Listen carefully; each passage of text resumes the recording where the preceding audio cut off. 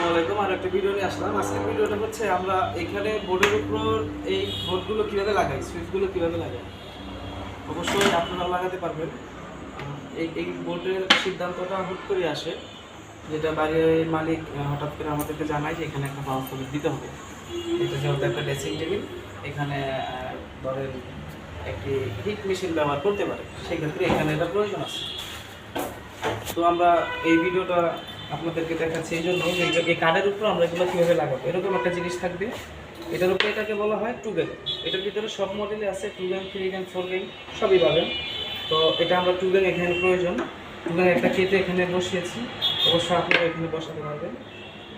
তো সেই ক্ষেত্রে আমরা কি করব, আমরা সবগুলো নিউট্রাল এখানে একসাথে কমন করে রেখেছি, যেগুলো আপনাদেরকে পরের ভিডিওতে ফুল ভিডিওতে দেখতে পাবেন। এখানে কমন করে রেখেছি।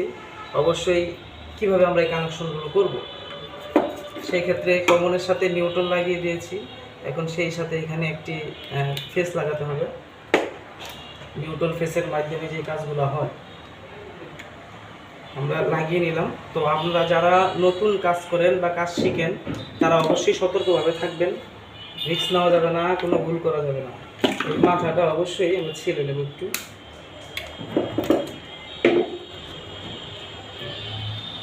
এইভাবে ধরে একটু জোড়া দিয়ে দিবেন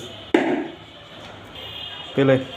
তো এখান থেকে এইভাবে আমরা এই কাজগুলো করব। অবশ্যই জোড়া দিয়ে দেবো, জোড়াগুলো যেন টাইট থাকে। লুজ কালেকশন যদি থাকে, সেক্ষেত্রে শর্ট সার্কিট হওয়ার একটি সম্ভাবনা থাকে। আমরা খুব কেয়ারফুলি এই কাজগুলো করবো। এগুলো ডাইরেক্ট নয়, আপনারা এই রিস্ক নেবেন না।